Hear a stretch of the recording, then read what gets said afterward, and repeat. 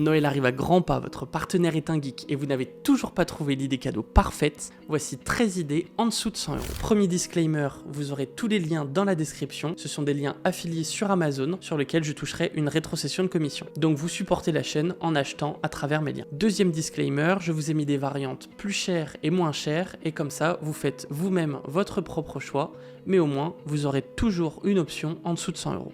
On démarre parce qu'on est déjà pas mal en retard pour les cadeaux de Noël.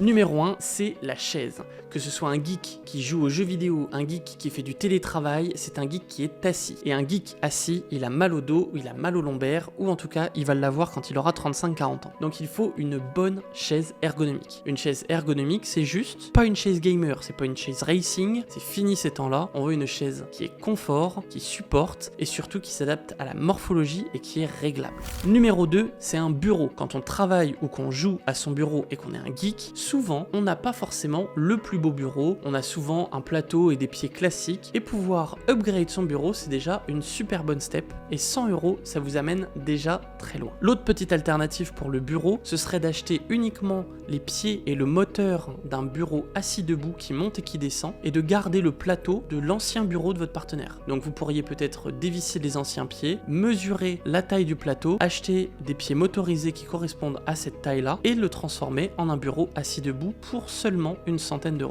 Le troisième, c'est un consommable qui fait toujours plaisir quand il arrive, c'est un tapis de souris tout neuf. Ça peut être quelque chose en mousse, ça peut être quelque chose en feutre, en tout cas, un tapis qui correspond à la vibe de votre partenaire, c'est toujours une belle petite attention et on est très content de pouvoir jeter l'ancien ou de le nettoyer et que pendant il sèche, on en ait un tout propre, tout neuf qui fasse vraiment bien le job. Pas besoin d'être fancy, une vingtaine d'euros suffisent largement à vous amener sur un bon tapis de souris. Dans les cadeaux smart et pas très chers, vous avez également le stand de casque pour pouvoir poser son casque de gamer ou son Apple AirPod, peu importe. En tout cas, quand on a un endroit où poser ses affaires, c'est beaucoup plus clean pour le bureau et c'est beaucoup plus agréable pour le cerveau de savoir où sont et où vont les choses. Pareil, plutôt que d'avoir l'ordi qui traîne et un câble comme ça, moi ce que j'ai préféré faire c'est acheter un stand de MacBook pour pouvoir glisser mon MacBook en hauteur et pouvoir brancher les câbles et que tout soit propre, clean et avec un endroit dédié. Alors je sais que ce sera beaucoup plus simple de trouver cet objet là pour les MacBooks et tous les Mac, mais il y en a aussi des variantes pour d'autres ordinateurs sur lesquels il faudra peut-être acheter des plus réglables avec des vis en dessous pour pouvoir changer l'inclinaison, l'angle et la profondeur et peut-être aussi mesurer l'ordinateur portable que vous avez. Toujours dans la même direction de savoir qu'est-ce qui va où et que chaque chose est un objet attitré, on va avoir un chargeur, un stand sans fil de charge. Il peut y en avoir à 2 places ou à 3 places pour mettre son téléphone, ses AirPods et potentiellement son Apple Watch. Moi j'en ai un de 2, ça me permet de mettre mon téléphone en mode paysage, ça me permet de charger mes AirPods, ça me permet de poser mon téléphone toujours au même endroit. C'est vraiment quelque chose qui libère le cerveau et c'est toujours très agréable quand on prend son tel ou ses AirPods qui soit toujours à 100% de batterie. En parlant de charge, pour le cadeau numéro 7, un chargeur en plus, un chargeur de bonne facture, que ce soit une marque tierce ou une marque constructeur comme Apple, ça peut toujours faire plaisir et vous remarquerez que même si vous avez l'impression qu'il en a déjà plein, il va toujours tout de suite lui trouver une utilité.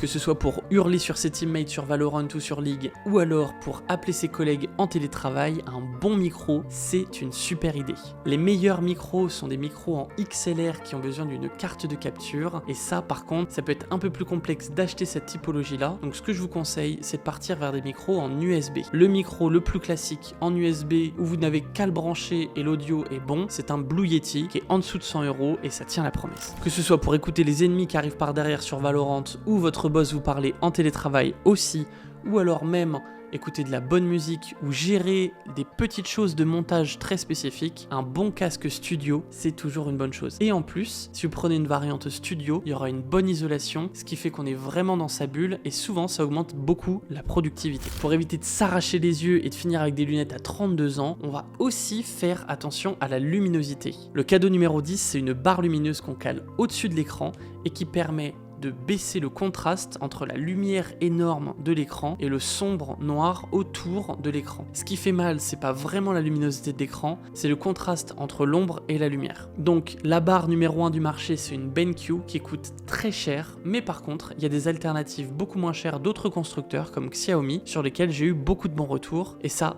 peut vraiment être une belle petite addition à ajouter à son setup. En parlant d'améliorer le setup, peut-être que ce gamer ou ce gros geek qui ne sort pas a besoin de touch disgrâce, donc on va lui acheter une plante, mais pas n'importe quelle plante, une plante dans un pot qui lévite. C'est une petite plante qui est dans un pot aimanté, et quand vous branchez la plateforme, ça va permettre que le pot vole, et ça donne un petit attrait en plus sur le bureau, en même temps de donner une petite touche verte. Et la 12e idée cadeau serait d'avoir un système d'automatisation de domotique comme Alexa, avec une Alexa Pop par exemple, avec des prises connectées ou des ampoules connectées, et une fois que vous aurez acheté un petit kit avec un peu de tout, vous allez voir tout de suite, parce que comme moi, il va directement faire plein de groupes, automatiser, mettre en place des routines récurrentes qui s'activent toutes seules, etc.